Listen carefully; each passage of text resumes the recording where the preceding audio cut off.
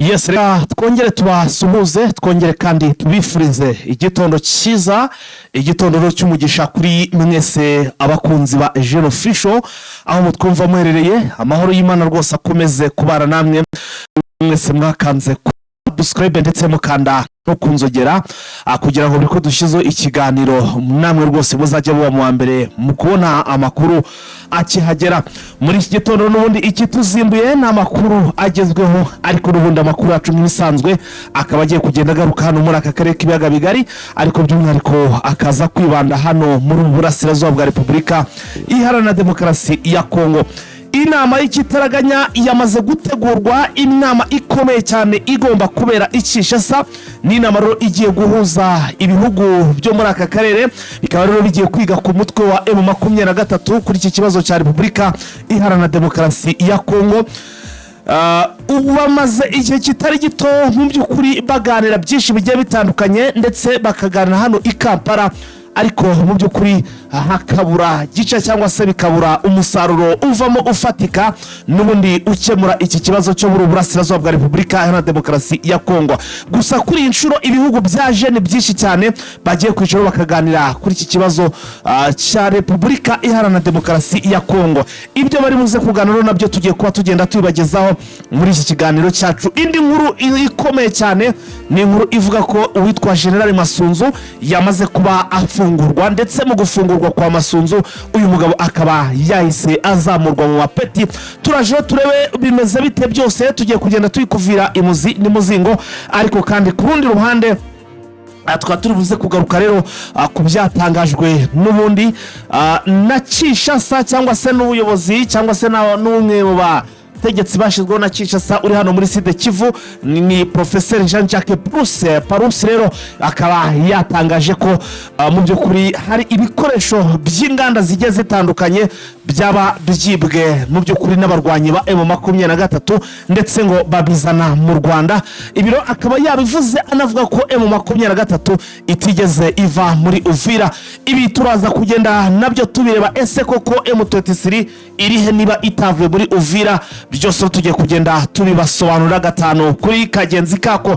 Ikindi kandi turaza kugaruka ku nkuru y'igihuha iri gucaracara kuri rezo sosiyo igaragaza akavagari k'amafaranga atari make biri kugenda bihumiswa ku binyamakuru bikora bibogamiye kuri Kinshasa, ngo M23 yaba yabasabye mbere yuko iva muri uyu mujyi wa Uvira.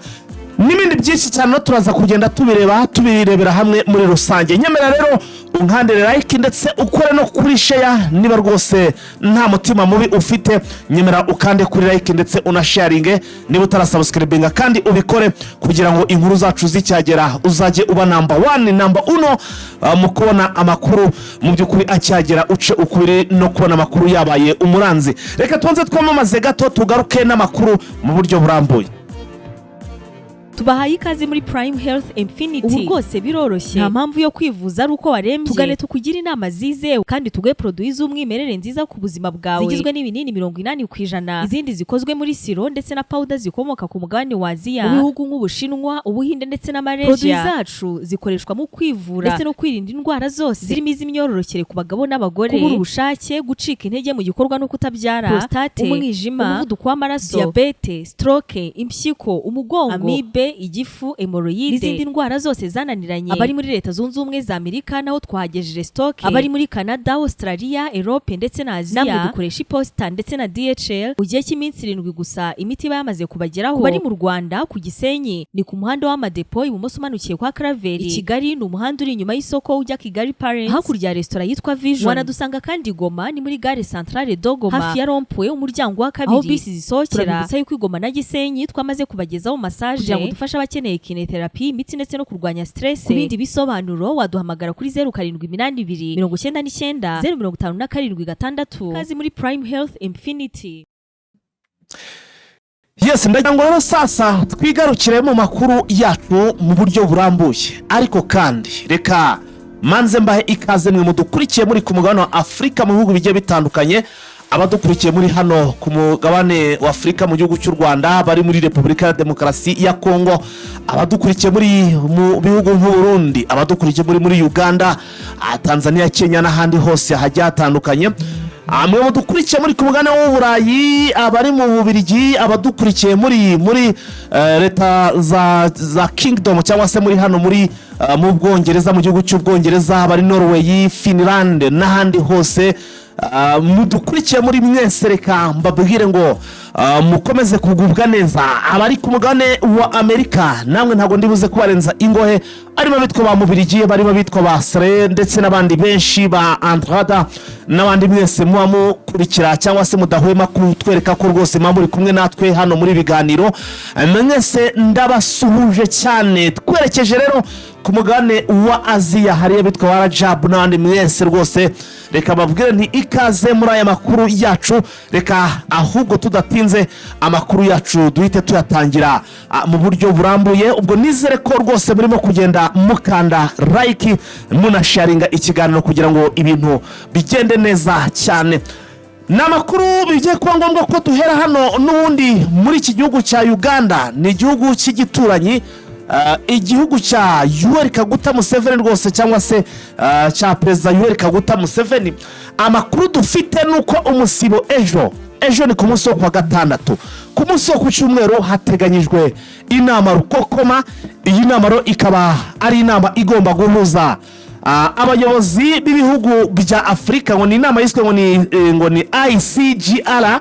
ni ibihugu byo muri aka karere bijye kwicara hasi rwose bikaganira bigashyira hasi iki kibazo cya Repubulika ya Demokarasi ya Kongo ndetse n'umutwe wa M23 bakagihanduringa ndetse bakagifatira umuti. Iyi nama rero ni inama abantu mushobora kuba mutari guha uburemere, ariko ni munyemere mbabwire ko iyi nama mugomba kumenya ko ibigomba kuva muri iyi nama ni imyanzuro igomba kuba ikomeye. Twagiye tubona haba inama zigiye zitandukanye, inama za SADC cyangwa se za SADC, habayeho inama za EAC ndetse n'izindi nama zigiye zitandukanye zagendaga ziga kuri iki kibazo cyo muri Burasirazuba bwa Repubulika ya Demokarasi ya Kongo, ariko rukabura gica. Ariko ndagira ngo mbabwire ko iyi nama itandukanye nabyo, kuko ni inama irimo ibihugu byinshi kandi byose mu by'ukuri bishaka kugira ngo aka karere kibaga bigari kabone amahoro. Igihugu cy'u Burundi kizaba kiri muri iyi nama, mwumve kugira ngo mwumve uburemere bw'iyi nama. Igihugu cy'u Burundi, Evariste Ndayishimiye Sebarundi azaba ayirimo, zaba harimo ndetse na perezida w'iki gihugu cyacu cy'u Rwanda His Excellency Paul Kagame, hazaba harimo Cyril Ramaphosa ni perezida w'igihugu cya Afrika y'Epfo, João Lourenço wa Angola azaba ahari, Yoweri Kaguta Museveni ntiyahatanzwe, Cyril Ramaphosa azaba habaye, n'abandi baperezida donc n'abaperezida benshi b'iki gihugu cya Repubulika bazaba bicaye bari kwiga kuri iki kibazo cya Repubulika ya Demokarasi ya Kongo. Kubigomba kwigwaho rero sasa bagiye kurebera hamwe ibishobora kurangiza iyi ntambara iri kubera hano muri aka karere kibaga hano muri Repubulika ya Demokarasi ya Kongo muri Burasirazuba. Iyi ntambara iri gututumba ndetse ishobora kuba yanagera mu karere cyangwa se ikaba yitwa iya karere kose, kuko urebye uburyo cy'icyo Burundi bufite ubwoba bitewe nuko M23 iri kubahumekera mu bitugu hano muri Kivu y'Amajyepfo.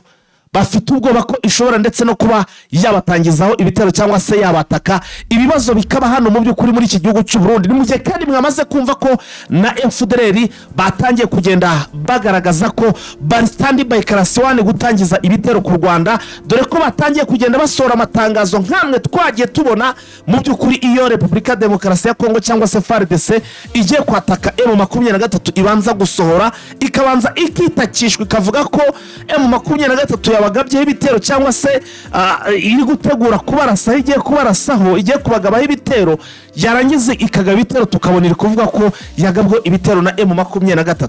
Nabo rero izo strategy batangiye kuzivuga, aho bari kuvuga ko ngo babonye itangazo ngo cyangwa se ngo u Rwanda ngo rwamaze gutegura ibitero rugiye gutangira kwigabaho mu Rwanda, ngo rwarangiza ngo rukazajya ruvuga ko ari FDLR ngo iri kubagabaho ibitero, ngo kandi ngo ari abarwanyi ba FDLR mu Rwanda rwateguye ngo rubashyira hano muri Repubulika ya Demokarasi ya Kongo. Ubwo sinzi aho bari, ntago birimo kugenda byumvikana neza, ngo noneho ngo bakagira gute bakabibitira ngo kandi mu by'ukuri ngo ari inzira karengane, ngo nta kibazo n'iki na kimwe bafite, ngo bakabambika icyasha nkaho n'ubundi nta cyasha FDLR ifite mu by'ukuri. So nuko rero nuko bimeze intambara, ubona ko ishobora kuba yagera kure cyangwa se yafata indi ntera.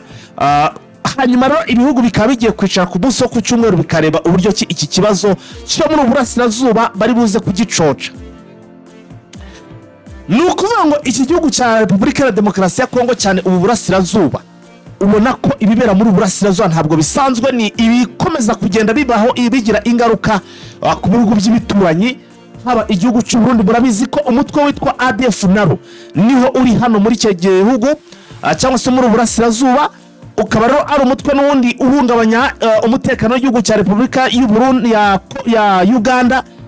Hari FDLR iri muri aya mashyamba, ni umutwe uhungabanya umutekano w'u Rwanda, ndetse wagera no ku gihugu cy'u Burundi bakakubwira ko izitwa za Red Tabara n'indi mito yose irwanya igihugu cy'u Burundi yose iba yaciye hano muri ubu Burasirazuba bwa Repubulika ya Demokarasi ya Kongo. Bivuze ngo ni ibyago ku bihugu bitatu bishobora no kwiyongera ikindi gihugu cya South Sudan cyangwa se Sudani, nayo bishoboka cyane, bibangamiwe cyane n'ikibazo cy'umutekano muke uri hano muri Burasirazuba bwa Repubulika Iharanira Demokarasi ya Kongo. So ibi byose turakomeza kugenda tubakurikiranira, ariko ni inama rukokoma. Ndagira ngo mbibutse ko n'igihe mu by'ukuri M23 sirafataga umujyi wa Goma muri 2012-2013 ikava muri uyu mujyi wa Goma, n'ubundi inama rukokoma n'ubundi yari yabere hano mu gihugu cya Uganda. So iyi nama izaba ku munsi wo ku cyumweru. Wowe nkandira subscribe gusa unkande no kunzogera, ubundi nidushiraho inkuru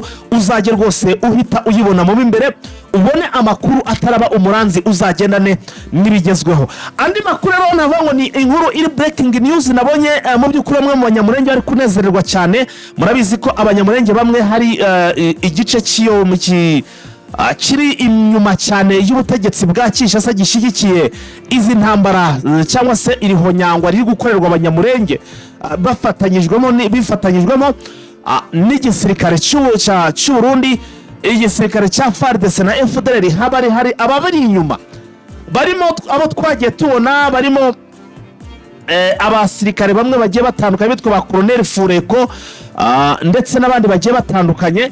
Aba rero nahoze mbona bari kubyinira ku rukoma bavuga ko ngo bitwa Colonel Lieutenant General Masunzu yamaze kuba arekurwa, kandi koko ngo yarekuwe nibyo koko, ndetse ntabwo yarekuwe gutyo akaba ngo yanarekuwe bahita bamuzamura mu mapeti yari Lieutenant Colonel na Lieutenant General plutôt, ariko ubu ngo yamaze kuba azamurwa mu ntera, yamaze kuba ajyanwa hejuru mu kirere rwose, aho yamaze kuba yongerwa mu by'ukuri amapeti.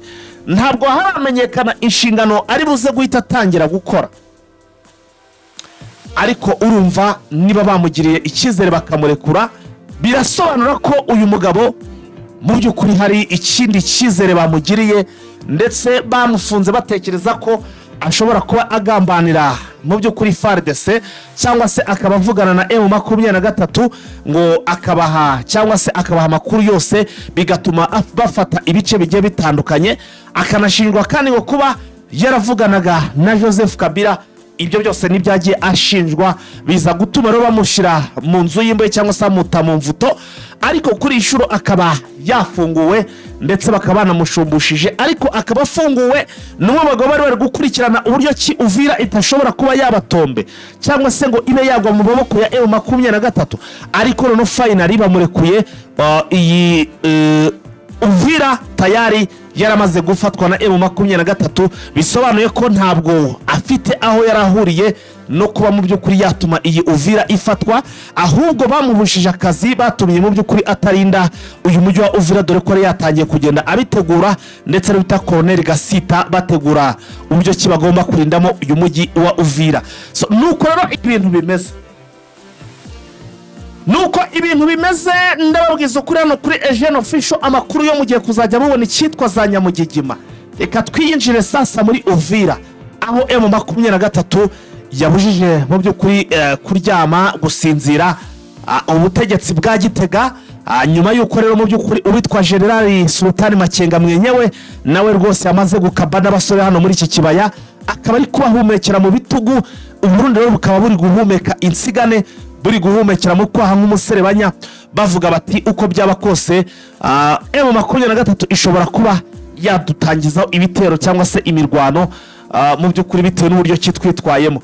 Amakuru dufite rero sasa, hari itangazo ryasohowe n'umugabo bita Jean-Jacques Parusi, ni Professeur Jean-Jacques Parusi wahoze ari guverineri wa Kivu y'Amajyepfo, ubu akaba ari Ibaraka cyangwa se za Baraka, niyo yahungiye nyuma y'uko M23 igeze hano mu mujyi wa Uvira. Uyu mugabo itangazo asohoye ni itangazo navango n'ubundi rishingiye kuri bya bindi bajya batangaza bashinja u Rwanda byinshi bigiye bitandukanye, aho avuga ko ngo u Rwanda ngo cyangwa se ngo M23 ngo ishigikiwe n'u Rwanda, ngo basohoye amatangazo y'ibinyoma bavuga ko bavuye mu mujyi wa Uvira, ngo kandi ntabwo bigeze bava muri uyu mujyi wa Uvira. Uyu Jean-Jacques Parusi aravuga ko ndetse ngo hari n'imashini zikora isukari z'inganda zikora amasukari hano muri Uvira, ngo izi mashini ngo zikaba zarapakiwe n'ibimodoka ngo bya M23 ngo hanyuma ngo zibyerekeza mu Rwanda.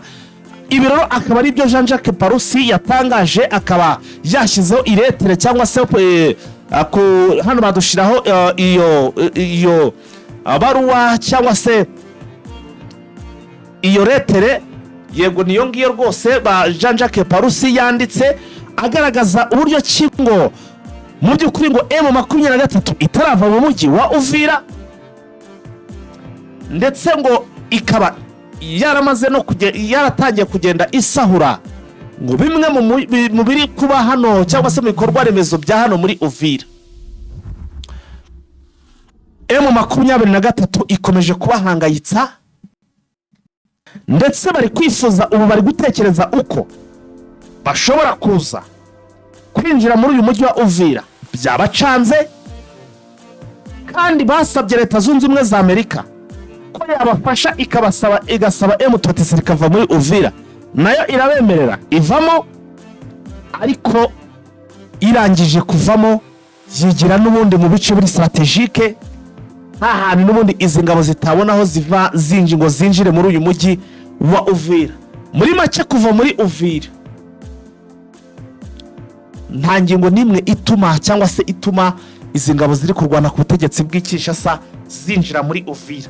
Akaba ariyo mpamvu rona n'ubu amategeko cyangwa se mu by'ukuri amaretere arimo kugenda sohoka agaragaza ko M23 itarava muri uyu mujyi wa Uvira. None bamenya bate ko yawuvuyemo batawukandagiyemo? Umujyi wa Uvira ntibawugeramo. Ibi byo kubara ko ngo hari abaturage ngo ari kubabwira ko ngo bakirimo, abaturage se bababwira yahe makuru?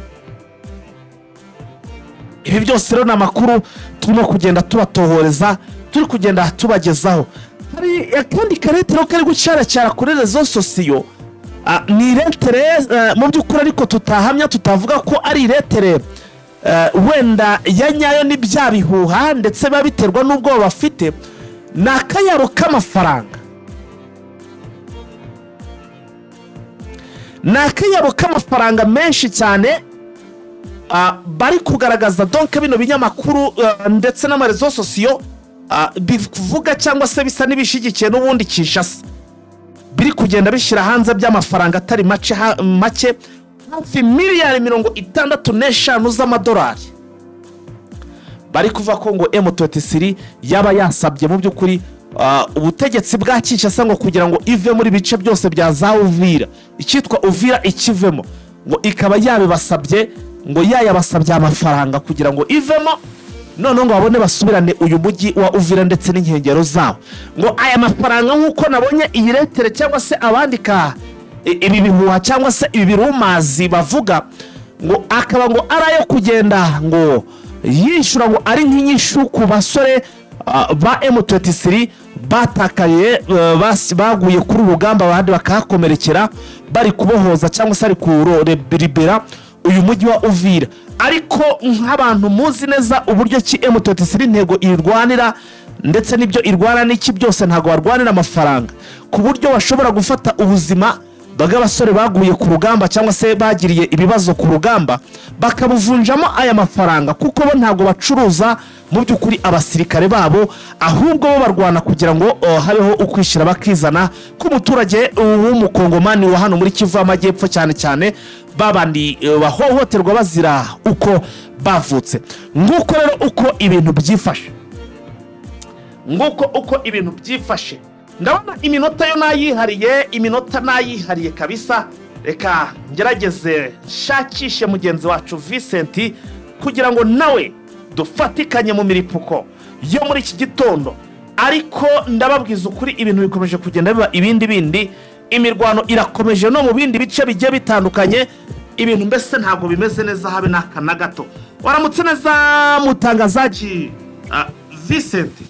Waramutse neza bwana Fighter? Urakomeye? Ndaho ndakomeye. Ibintu bikomeje kuzamba, ibintu bikomeje gukomera muri Uburasirazuba bwa Repubulika ya Demokarasi ya Kongo.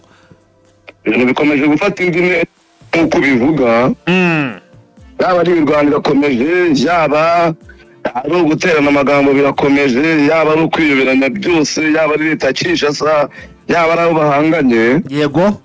Ubona ko ibintu bikomeje gufata indi ntera kurenza uko mu minsi yashize byari bigiye bimeze, yuko twabonaga M23 iri mu gahenge yari yaravuze, ariko ubona ko agahenge ako kagiye kaba imirwano yeruye.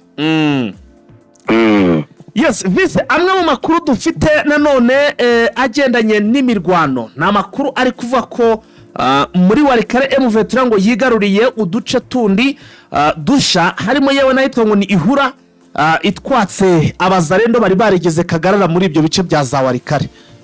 Nibyo ni imirwano yahereje ku mugoroba Axe Pinga Nyabyondo Pinga. Akaba ari imirwano yari ikaze nyine yashyamiranyije abarwanyi ba ASM 23 Armée Révolutionnaire Congolaise, ndetse bahuza n'uyu mutwe ushyigikiwe n'ubutegetsi bwa Kinshasa Wazalendo. Bakaba barwanaga mu gace bita Ihura ndetse n'agace bita Ibuga. Imirwano rero ikaba yaranatumye ASM 23 yigarurira tuno duce. Aho dutegereje muri groupema ya Kisimba nyine nk'uko n'ubundi twari tubigarutse ko iherereye muri teritwari ya Walikale. Yego. Amakuru twabonye avuga yuko nyine Wazalendo ari yatangiza imirwano igaba ibitero ku birindiro bitandukanye bya M23 mu midugudu ibiri itandukanye. Yego. Abumvikanye intwaro zikomeye ndetse bizoroheje guhera mu gitondo kugera ku gicamunsi. Bikaba byarateye abaturage benshi guhunga ibyabo. Abari bari mu gace bita Ihura n'agace bita Ibuga. Abaturage benshi bakaba barahungiye mu bihuru cyane mwa bino bice nyine bya Ibuga ndetse na Ihura. Nk'uko umunyamabanga w'umuyobozi uyobora groupema ya Kisimba yabitangaje, avuga ko ino mirwano nyine ikomeye noneho M23 baca kwirukana Wazalendo. Yego. Baze kwirukana Wazalendo yigarurira utu duce twombi ubu niyo idufite. Ariko akaba hari n'abantu bagera muri 15 bari bashimuswe na Wazalendo. M23 barabashakishaga, ariko kugera isa ntabwo irababona kuko yabukaho Wazalendo yabahica. Hanyuma mu by'ukuri utu duce buriya bigaragara ko ni ibimenyetso biri kugaragaza ko iri kugenda buriya irafata uduce twinshi irimo kugenda yegera za Walikale centre. Irimo irajya Walikale Pinga. Walikale na Pinga. None se icyerekezo ni kimwe buriya? Icyerekezo ni kimwe kuko ni Axe Nyabyondo Pinga. Pinga ko nari nzi ko iri mu majyaruguru ya Walikale. Kuba mu majyaruguru nyine bafite Axe ya Nyabyondo. Abarwanyi burya nibo bahitamo Axe bakora. Ashobora gufata Axe amajyepfo amajyaruguru, ashobora gufata uburasirazuba amajyepfo, ahitamo bitewe n'inyungu afite. Yes, reka tuve rero hano tuve mu gihugu cya Repubulika Iharanira Demokarasi ya Kongo, ahubwo duse n'abasimbukira mu gihugu cy'u Burundi. Naho hari amakuru abyutse avugwa mu gihugu cy'u Burundi, aho leta iri gutangaza ko ibibazo byababanye ibibazo biri guterwa rero mu by'ukuri ngo n'impunzi. Ibintu byifashe bite Vincent? Bakango bari gusaba ubufasha hirya no hino kugira ngo arebe uburyo kibabasha kubana n'izi mpunzi neza, ndetse ngo hari n'abari batangiye kugenda bikodeshereza amazu n'iki byose ngo bari kugira ngo bongere babakure aho ngaho babashyire mu nkambi. Bimeze bite? Nibyo ni itangazo ryasohowe na Minisiteri y'Ubutegetsi bw'imbere mu gihugu n'iterambere ry'amakomine. Yego. ndetse na minisiteri ishinzwe umutekano rusange yego bavuze yuko batabariza impunzi z'abanyekongo kubera yuko nta bushobozi bafite bwo kubitaho. yego hagati mu kwezi kwa 12 kwatangiye twakiriye impunzi nyinshi kubera imirwano yabaye hagati ya AFCM 23 n'ubutegetsi bwa Kinshasa. Yangirika ry'umutekano rero ati ingaruka no ku burenganzira bw'abaturage. yego bituma habaho impunzi nyinshi zahungiye mu gihugu cy'u Burundi.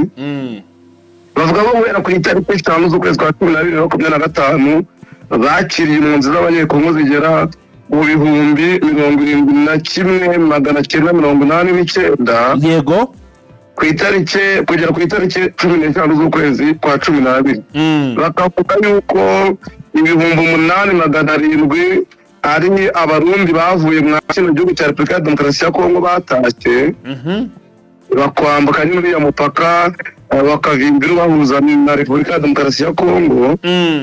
bakagaragaza yuko aba bahunze igihugu cya Repubulika ya Demokarasi ya Kongo kubera imirwano y'umurasirazuba bwa Kongo cyane cyane mu mujyi wa Uvira. yego bari mu matante de transit mu nkambi z'agateganyo za Kasega, zone Ndava, Gatumba, Vugizo, Rumongi, Kijemela, Makonde ndetse n'abita Makombe. aba bose ariko bakaba babaye mu bibazo bikomeye nk'uko iri tangazo ryakozwe n'ubutegetsi bw'u Burundi bivuga. ntabwo bafite uburyo bwo kwivuza bufatika, bafite uburyo bwo kubarinda indwara, bafite icyo kwiyorosa ndetse n'ibyo kurya ntibihagije nk'uko babivuga. yego bakavuga yuko bashingiye ku itegeko nimero 1/25 ryo kwa 5 z'ukwa 11 2021 rigenga abinjira mu gihugu cy'u Burundi ndetse rigenga na stati y'ubuhunzi.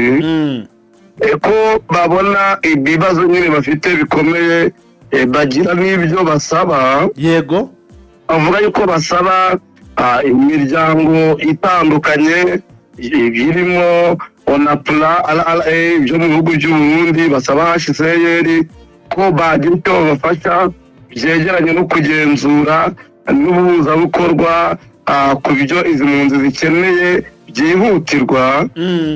kubafasha gucunga umutekano wabo, kubafasha kubona aho baba, kubona ibyo kurya, kubavuza ndetse no kubarinda indwara. bagasaba yuko bafatwa n'imiryango bavuze itandukanye kubandika mu buryo bwihutirwa, banabona uko babacyura bakabafasha. yego bafasha gukora igenamigambi rifatika ry'ubutabazi ndetse no gushaka abafatanyabikorwa mpuzamahanga ndetse n'ab'imbere mu gihugu kugira ngo haboneke ubutabazi. bakavuga yuko ibikorwa byihutirwa cyane cyane ari ukubakura mu nkambi barimo bakabajyana mu nkambi bita Bweru. cyane cyane kandi bakabanza bakareba abihutirwa. yego kugira ngo bave hafi n'umupaka w'igihugu bahunze. bakavuga ko bifuza uko bafashwa bakabasha kubaka inkambi ya Bweru kugira ngo ubuzima bwabo bube bwaba bumeze neza kandi bukurikije amategeko mpuzamahanga nk'uko babivuga. yego ariko bifuza wabafasha kugira ngo bahuze ibikorwa byo kwita ku bagore batwite, ku bana ndetse n'ibindi byiciro by'abantu bafite intege nke. Uburundi rero bugahamagarira abanyagihugu ndetse n'urwego mpuzamahanga ko babafasha bakabaha ubutabazi bwo gutuma aba bantu babasha kubaho. bagahamagarira imiryango ishingiye ku madini, sosiyete sivile kubafasha mu buryo bwose bushobora kugira ngo babone icyabafasha kubaho. yego ubona ko leta y'u Burundi byayirenze kubera umubare yakiriye itabasha kubona ibisubizo bifatika byo gukemura bino bibazo by'izi mpunzi. yego ubwo rero urumva ko mu gihugu cy'u Burundi ibintu bimeze nabi cyane kabisa, ibintu biri kugenda biba ibindi niba impunzi rwose zatangiye kuba nyinshi cyane, ziri kuba nyinshi n'ibibazo. hanyuma Kinshasa ngo uwahoze ari minisitiri w'ubutabera wa RDC agiye gusubira mu rukiko. Ubwo birumvikana ni mu Constant Mutamba. Bimeze bite Vincent? Constant Mutamba yatanze ikirego giri mu rukiko rw'ikirenga ariko mu rukiko rurinda iremezo ry'itegeko nshinga. Yego.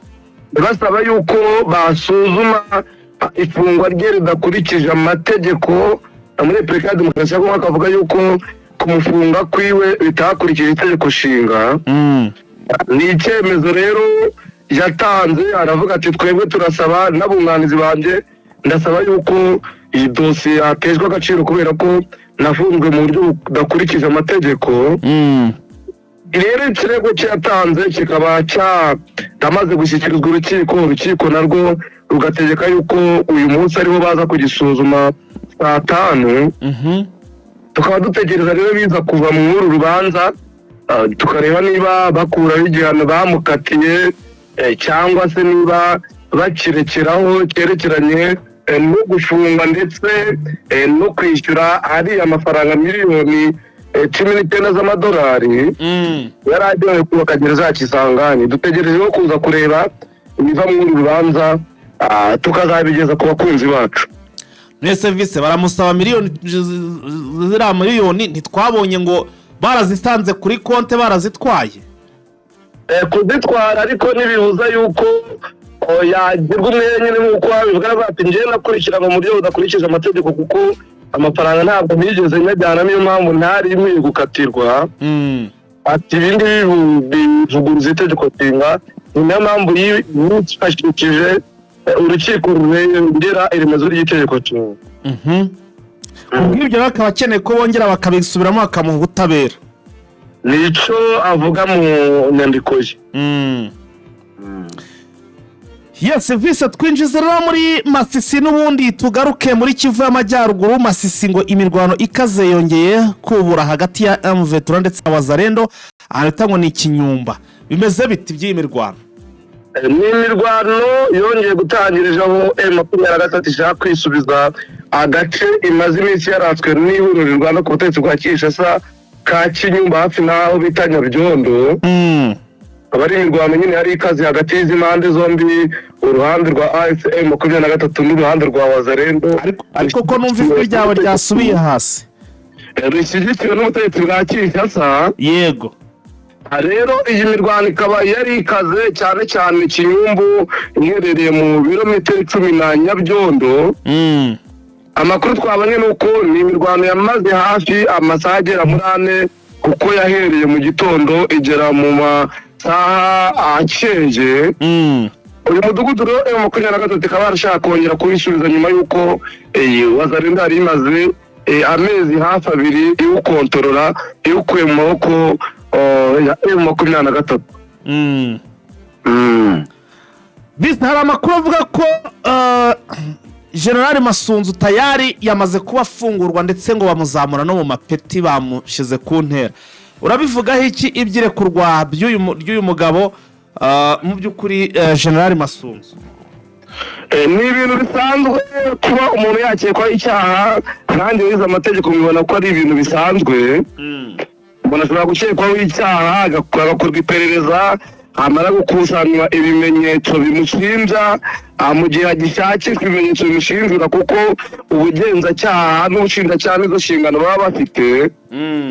Mu mategeko buriya baba bafite inshingano ebyiri: gushaka ibimenyetso bimushinja ndetse no gushaka ibimenyetso bimushinjura.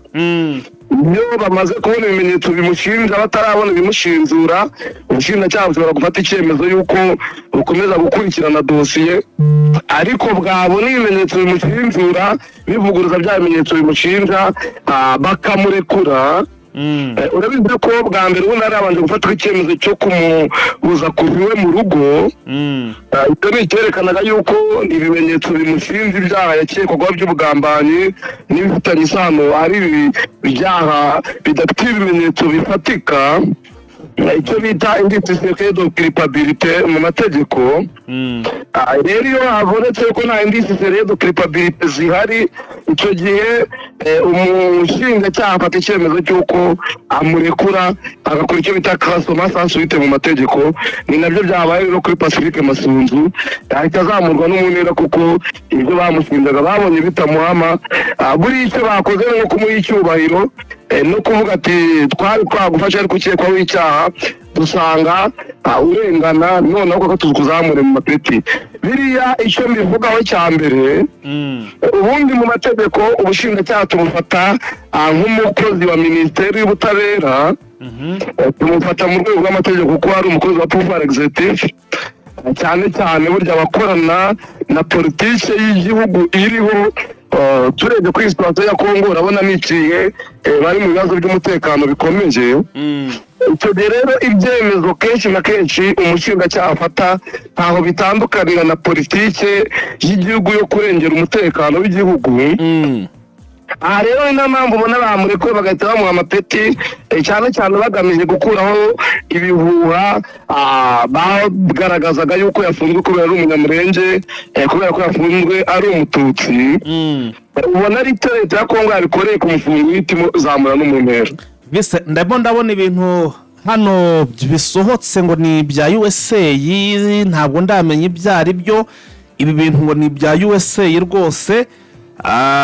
Nkaba ngira ngo nabyo tubirebeho, turebe ibyo ari byo mw'abantu mwe, kuko ndabona rwose ngo ni USA rwose.